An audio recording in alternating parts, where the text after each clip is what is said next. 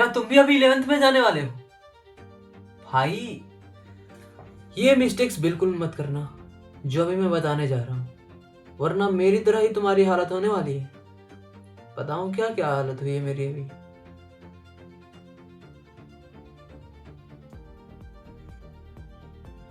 So my question to you, क्या तुम अभी अपना 11th खराब करना चाहते हो? नहीं? अगर नहीं तो मेरे इन कुछ गलतियों को तुम भी अपने जान लो, क्योंकि टॉपर तो अपना बता ही देता है कि टॉपर ने किस तरह पढ़ाई की, पर क्या हर कोई उस पर चल पाता है? नहीं। अगर तुम आगे तुमको बढ़ना है, किसी वाइस पर्सन ने कहा था अगर तुम्हें आगे बढ़ना है तो लोगों को गलतियों से सीख के चलो। तो मैं आज तुम्हें उन सब टॉपिक के बारे में बताऊंगा जो मैंने अपने इस 11th क्लास में मिस्टेक की है, और इन द लास्ट मेरा दिमाग पूरा बर्न आउट होने जा रहा है और आई नो एनीथिंग अबाउट कि मैंने क्या पढ़ा है, क्या मैंने पूरे साल किया है। बिकॉज अब मेरा 12th आने वाला है and the 12th is the, कहते हैं ना कि वो अपनी औकात पता चलती है। लोग कहते हैं कि भाई 11th के बाद 10th कर लो, 10th के बाद तो भाई तुम्हारे मजे मजे मजे हैं, मजे मजे। अब मुझे वो लोग दिख नहीं रहे हैं भाई, दिख जाते ना जो कहते थे 10th के बाद मजे मजे हैं। भाई मैं सच में मजा मजा समझने लगा था। अगर कोई तुमसे ऐसा कह रहा है ना तो भाई उसको आउट करो अपनी लाइफ से तुरंत, क्योंकि रियल पढ़ाई 10th के बाद ही शुरू होती है। And the base is your 10th is not dependent on 11th। भाई 11th का सिलेबस पूरा अलग है। 10th में तुम इतना पढ़ के आओगे, इतना, वही 11th में वो चैप्टर्स इतने होने वाले हैं जितने तुम्हारे पूरे साइंस में फॉर्मूलेज नहीं है ना। यहाँ एक ग्रेविटेशन के चैप्टर में, यहाँ यूनिट डायमेंशन के चैप्टर में डायमेंशन निकालते समय तुम्हारा आधा साइंस का फिजिक्स चला जाएगा। मैं कह नहीं रहा, मतलब डरा नहीं रहा, रियलिटी है। और जो मैंने किया है ना कि मैंने सोचा था भाई 11th है, 10th निकाल लिया, 11th तो कोई बात नहीं, मैं ऐसे निकालूंगा। इससे मिस्टेक तुम ना करो, इसलिए वीडियो एंड तक देखना। इस वीडियो में तुमको हर एक चीज बताऊंगा जो मैंने इस 11th को बर्बाद कर दिया। And what the end, only अफसोस एंड डिस्ट्रैक्शन। वेल हाय, पहली मिस्टेक पर आते हैं और बात करते हैं तुम्हारे एक्सपेक्टेशंस को जो तुम 11th को लेकर आ रहे हो। भाई यही है ना तुम्हारी science text book for class 10। मैं भी इसी से पढ़ गया था और तुम भी वही पढ़ के आए थे, और मैंने भी सोचा था यार कितना ही मोटा होगा साइंस का बुक, इससे थोड़ा मोटा होगा, पढ़ लेंगे, ज़्यादा मेहनत कर लेंगे। वेल लोगों ने सुना सुना कर पागल कर दिया था कि भाई 10th के बाद तुम ऐसा है। भाई जब मैं बुक लेने गया इन द लास्ट, ये देख रहे हो, ये इतनी है, and beside of this is biology. अगर तुम बायोलॉजी से हो तो, अगर बायोलॉजी से जाने वाले हो, वो तो हो नहीं क्योंकि इसमें तो 2-3 चैप्टर ही बायोलॉजी के। भाई इसमें पूरी बुक पलट दिया भाई, एक पूरी साइंस की बुक, एक बायोलॉजी, बस एक सब्जेक्ट बायोलॉजी ले जाएगी तुम्हारी, chemistry, that's the part second, and part first मेरा दोस्त ले गया, पता नहीं देगा भी नहीं। खैर ये रहा chemistry part second, physics part second, physics part first, और ये मिलके तुम्हारी होती है बस पीसीबी। बट पीसीएम से हो, मैथ की बुक भी इतनी मोटी होती है, और भाई मैथ के ट्रिग्नोमेट्रिक आइडेंटिटीज ना मुझे तो 10th में भी नहीं आए थे भाई, कैसे मैं पास हुआ था 10th में। खैर मेरे मैथ वाले सर ने तो मुझे पास करा दिया in the last of multiple of questions करा के। खैर आई लव यू बेटी sir, and this is science. भाई मैथ मेरी बहुत दिखी इसलिए मैंने बायो लिया। अब तो ये कहना पड़ता है कि डॉक्टर बनने के लिए बायो लिया। खैर मेरा क्या, तो भाई इन द लास्ट मेरे साथ जो हो रहा है ना, मैं नहीं चाहता तुम भी तुम्हारे साथ हो, इसलिए अपना पर्सनल एक्सपीरियंस तुमको बता रहा हूँ। जो भी मैं टोटली बर्न आउट हो रहा हूँ वो तुमको तुम्हारे साथ शेयर करने जा रहा हूँ। भाई मैं क्या बोल रहा हूँ मुझे कुछ नहीं पता है, लेकिन भाई तुम अपना 11th खराब मत करना, क्योंकि ये जो देख रहे हो ना तुम, इसका वेट और इसका उड़ता मैं फिरूं इन हवाओं में सदा, उड़ नहीं पाओगे, दब के रह जाओगे, दब के। हल्के में ले लिया 11th को ना, दब के रह जाओगे। सो ये रहा तुम्हारे एक्सपेक्टेशंस के खिलाफ। अब मिलते हैं, बात करते हैं दूसरी टॉपिक पे। वेल, टिप नंबर 1, भूल के भी हल्के में ना ले लिया 11th को। और जो 11th में तुम करते आए हो ना, वो गलती दोहरा मत देना कि भाई क्या करे कुछ नहीं करे, रट्टा मार के पास हो जाओगे। भाई कहाँ गया, इसके एक कॉन्सेप्ट तुमको समझ नहीं आया ना, दब के रह जाओगे। फिर तुम उस कॉन्सेप्ट के क्वेश्चन क्या, अगर उसके बारे में आ भी गया ना तो लिख नहीं पाओगे। और न्यूमेरिकल्स, भाई न्यूमेरिकल्स तो बनने नहीं वाले तुमसे, भूल ही जाओ। और न्यूमेरिकल्स इतने आते हैं ना भाई, मैं ही जानता हूँ, क्योंकि अभी 1 महीने में मैं 12th में जाने वाला हूँ। सच में यार, काश पहले इन गलतियों के बारे में किसी और ने बता दिया होता। और तुम्हें क्या लग रहा है, तुम अपना 11th बचा लोगे बिना ये टिप्स जाने हुए कि तुमको क्या मिस्टेक नहीं करनी है? भाई मेरा पानी के कुएं में छलांग लगा रहे हो, बचोगे भी नहीं और पैर भी टूटेगा मेरी तरह। सो पॉइंट नंबर 2, भाई फिजिक्स को इग्नोर करना और रिवीजन ना करना। रियली मैंने भी ये किया है। और भाई अगर बायो के तुम रिवीजन नहीं कर रहे हो ना बायो में, तो भाई तुम वो चीज़ें खो रहे हो ना। बायो को तुम भगवान मानो, सॉरी एनसीईआरटी को भगवान मानो, और बायो को पढ़ने वाला भगवान को दर्जा दिया जाता है। अगर तुमने बायो लिया है तो भाई घिसना तो पड़ेगा तुमको। खैर आज नहीं घिसोगे कल घिसोगे, कल नहीं घिसोगे परसों घिसोगे नहीं तो मरना पड़ेगा, मरोगे तो जीवन में कुछ नहीं उखाड़ पाओगे।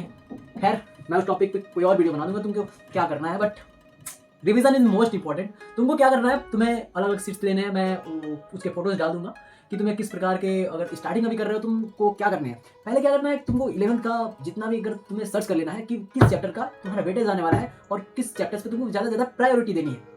तुम गूगल पे जाकर सर्च कर सकते हो कि प्रायोरिटी चैप्टर ऑफ फिजिक्स।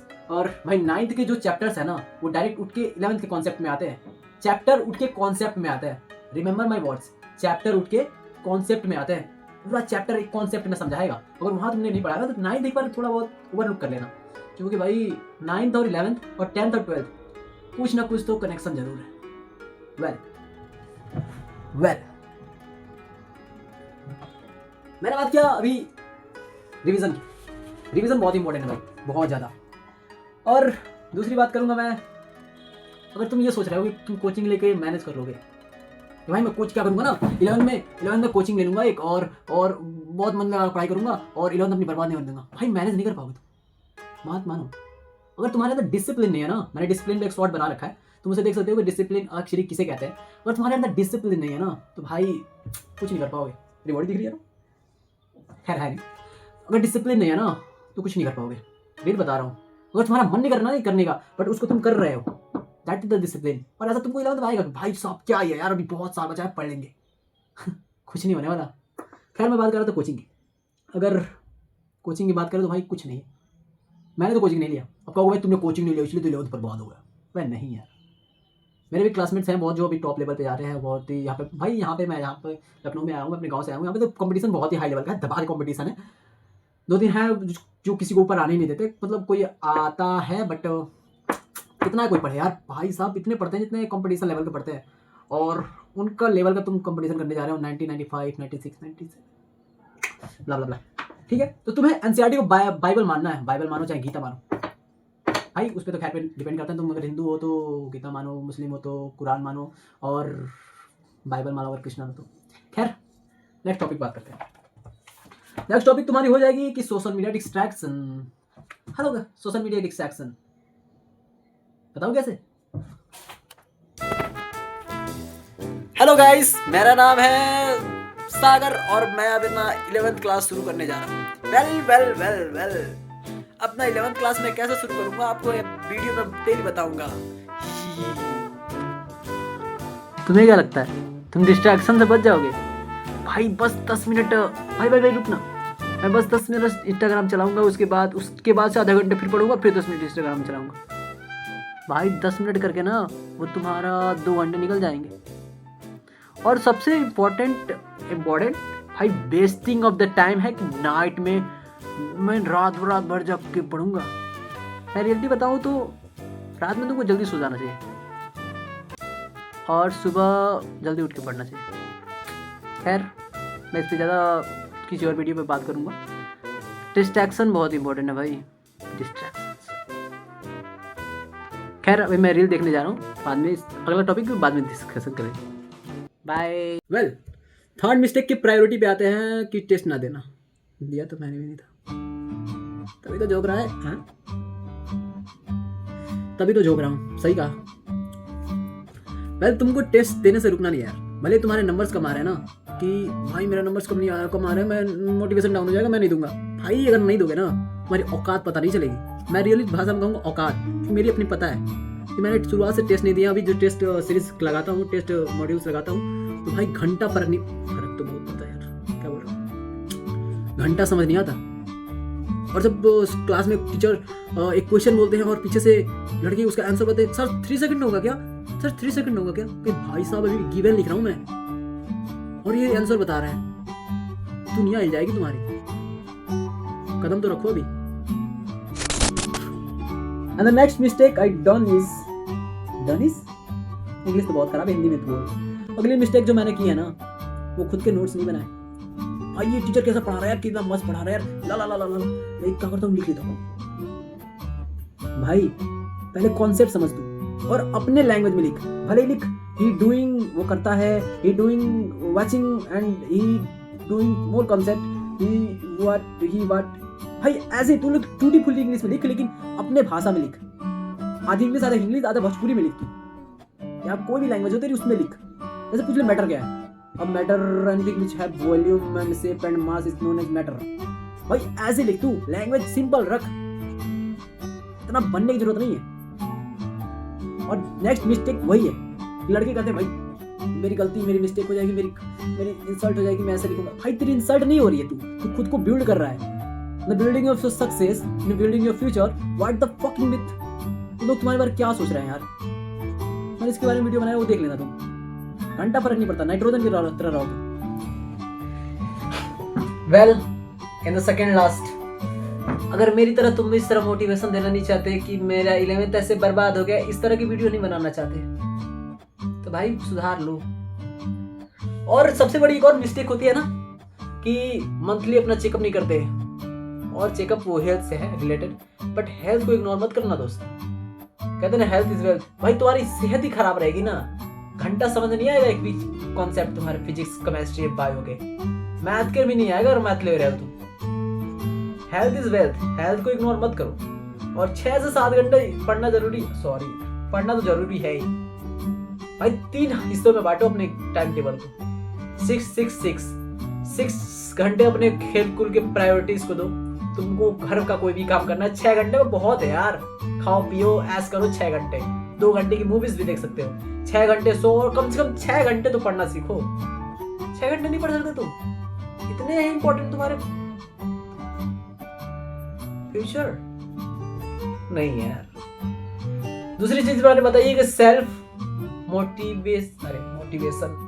भाई मोटिवेशन कुछ नहीं है, इधर चढ़ता है और इधर डाउन हो जाएगा अगले दिन। मोटिवेशन नहीं, डिसिप्लिन में रहना, मंथली सेल्फ एडिक्ट रहना है, मंथली सेल्फ एडुकेट। इसका मतलब क्या है कि वीक चैप्टर की लिस्ट बनाओ डेली।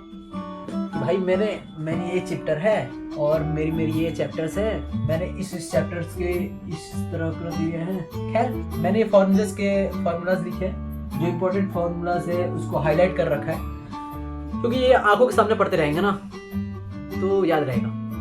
क्योंकि कोई पूछ लेगा डिस्प्लेसमेंट को रोटेशन मोशन में क्या कहते हैं। Well, we are on the conclusion of today's video. क्या क्या सीखा आज? अरे क्या यार, ये कुछ तक तुमने कुछ बता दिया, क्या सीख लिया? ये आप लोगों को बता रहे हैं। 11th बर्बाद किया ना, 12th का इत्तू सा भी नहीं आएगा, इत्तू सा पूरा 12th का बेस बनाता है। ये डेवलप करता है 11th क्लास। अगर ये डेवलप नहीं हो ना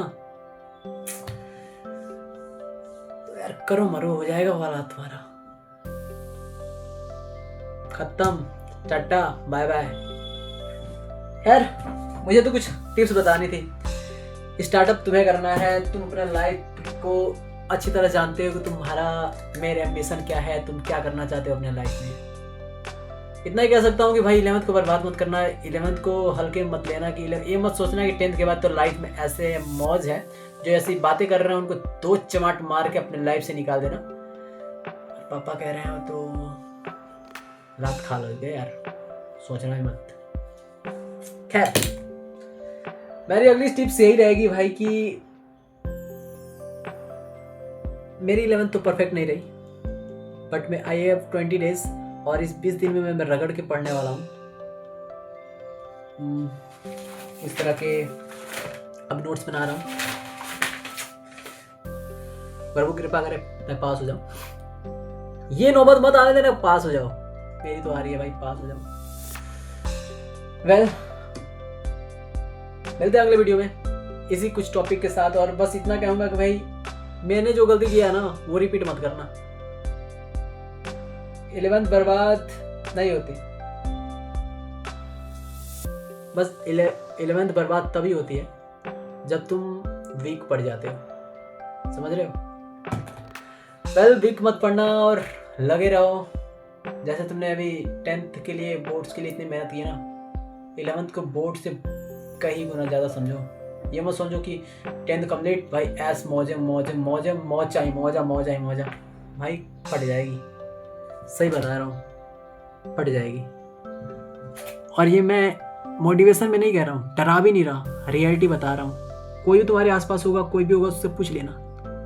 11th का सिलेबस सच में बहुत ज़्यादा वाइड है, बहुत ज़्यादा वास्ट है, और इतना ही कहूँगा। लव यू गाइस, मिलते हैं अगले वीडियो में, और कमेंट में जरूर बताना कि तुमको अगली वीडियो किस टॉपिक पे चाहिए और 11th की किन किन चीज़ों के बारे में तुमको हेल्प चाहिए, मैं जरूर हेल्प करूंगा। सो मिलते हैं अगले वीडियो में। जय हिंद, जय Bharat, Vande Mataram, love you all.